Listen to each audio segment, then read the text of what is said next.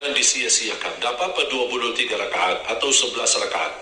Tidak masalah. Jumlahnya menurut saya tidak menjadi masalah. Asal jangan ribut. Yang 11 menyesatkan yang 23. Yang 23 menyesatkan yang 11. Bismillahirrahmanirrahim. Assalamualaikum warahmatullahi wabarakatuh. Alhamdulillahirabbil alamin. Allahumma shalli ala sayyidina Muhammad wa ala ali sayyidina Muhammad.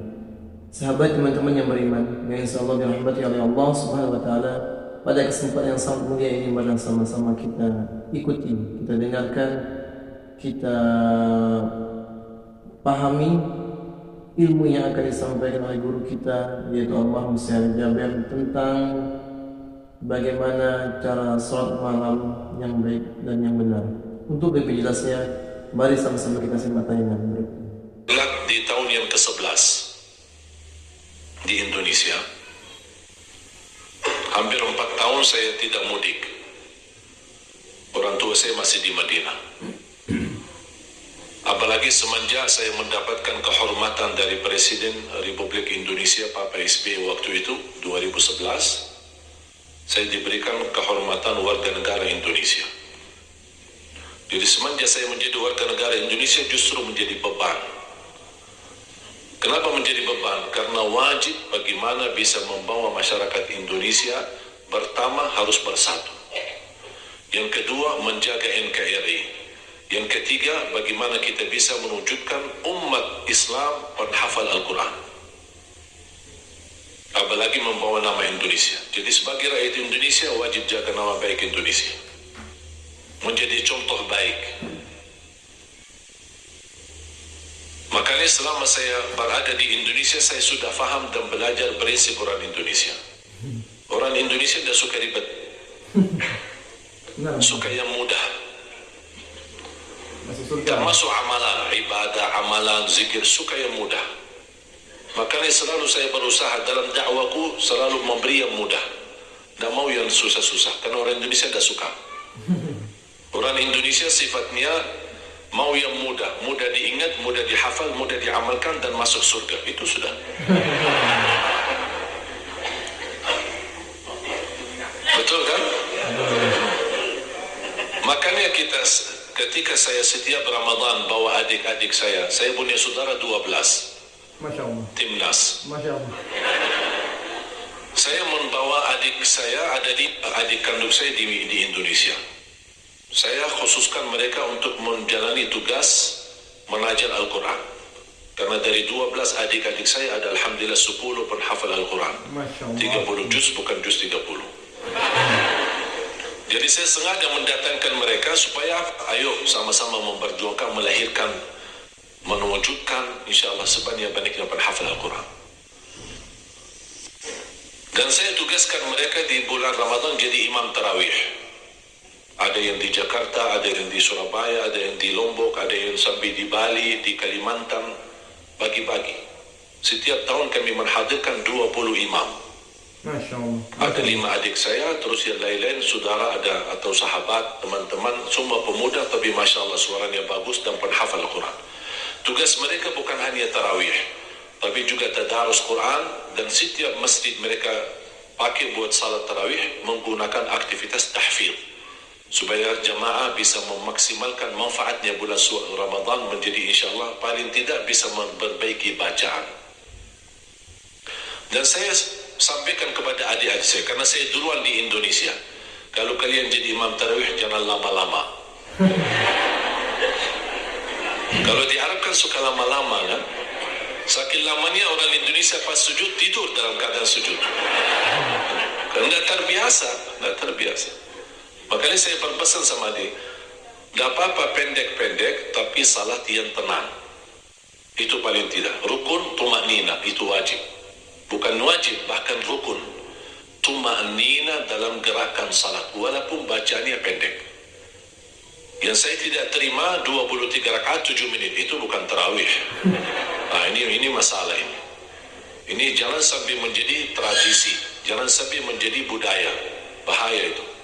Karena Islam tidak menerima salat seperti itu. Bahkan Islam menganggap itu bukan salat. Makanya jangan disia-siakan. Tak apa-apa 23 rakaat atau 11 rakaat. Tidak masalah. Jumlahnya menurut saya tidak menjadi masalah. Asal jangan ribut. Yang 11 menyesatkan yang 23, yang 23 menyesatkan yang 11, itu tidak boleh. Yang 11 benar, yang 23 benar. Karena sudah diijma' oleh ulama, salat malam paling sedikit 2 rakaat minimal. Paling banyak bebas, tidak ada batas. Itu sudah diijma' oleh Ahlus Sunnah wal Jamaah. Yang menjadi perbedaan menentukan jumlah, ini yang menjadi perbedaan, tidak disepakati oleh ulama. Yang disepakati jumlahnya berapa? Bebas. Berapapun bebas. Minimal 2 rakaat. Tapi yang tidak disepakati masalah jumlah yang ditetapkan. Ada yang bilang 11, ada yang bilang 23. Bahkan ada yang 43. Salah satu pendapat di mazhab Malikiyah. Makanya saya sudah mengerti bagaimana cara untuk melaksanakan tarawih, jangan lama-lama. Kalau di Madinah kita Ramadan pasti khatam Al-Quran. Saya punya tetangga di masjid kami di Madinah, Masya Allah istri beliau sudah tua dan beliau bisa hafal Al-Quran dari bacaan saya salat subuh. Kalau salat subuh kami di Madinah 2 rakaat khatam suratul Rahman, 2 rakaat khatam suratul Waqi'ah, 2 hari atau 3 hari maksimal khatam surah Yasin. Jadi subuh hari ini baca sebagian, besok lanjut sisanya, besok lagi lanjut sisanya surah Yasin. Jadi 3 hari salat subuh sudah khatam surah Yasin. Surat Tabarak kita lakukan 1 rakaat. Surat hari Jumat subuh As-Sajdah rakaat pertama dan rakaat kedua suratul Insan, Hal ata 'alal insan. Dan jemaah yang ada di sekitar masjid kami di Madinah, termasuk ibu itu, beliau suaminya menceritakan, istri saya bisa hafal beberapa surah yang antum sering bacakan di dalam salat subuh. Suka panjang. Begitu saya datang ke Indonesia, pertama kali saya belum faham budaya Indonesia. Niat saya baik, salat subuh diminta jadi imam. Saya maju jadi imam. Saya baca Ar-Rahman di rakaat pertama. Saya baca Al-Waqi'ah di rakaat yang kedua. Awal-awalnya saya rasa saf masjid cukup banyak. Pas begitu salam saya lihat sisanya cuma 1 saf. Wallahu a'lam ya Allah, kemana perginya. Tidak terbiasa. Saya kaget. Masa semuanya sakit? Masa semuanya pingsan? Tapi lama-kelamaan, sudah faham. Ini orang Indonesia seperti ini. Makanya saya bilang sama adik saya, jangan lama. Orang Indonesia kalau qulhu bisa dibagi 2, terima kasih.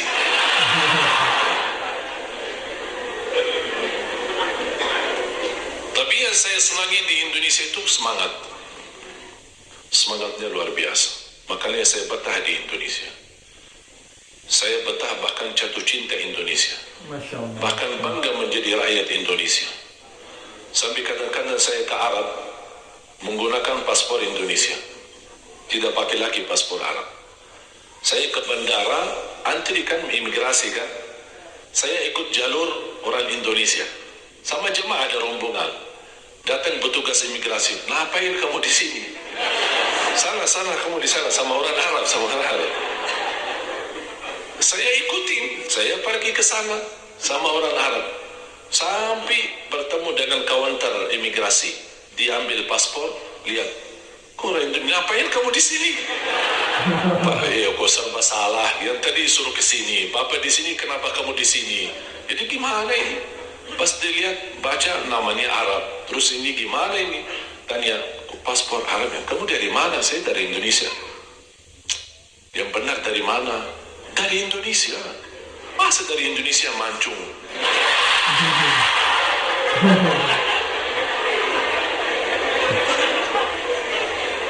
Tapi subhanallah, karena sering bolak-balik, pulang kampung, kemudian silaturahim orang tua bersama jemaah, sampai di bandara sudah kenal. Saya sudah sering. Tapi alhamdulillah, wallahi nikmat Indonesia. Berkat saya jadi warga negara Indonesia, anugerah nikmat menjadi warga negara Indonesia, saya bisa ke Palestina. Selama masih warga negara Arab, tidak bisa ke Palestina. Bahkan alhamdulillah dapat karunia luar biasa, karunia dari Allah, hadiah dan nikmat besar dari Allah. Ketika saya pertama ke Palestina dan pertama kenal Imam besar Masjidul Aqsa, malah beliau dorong saya menjadi imam salat maghrib dan isya di Masjidul Aqsa.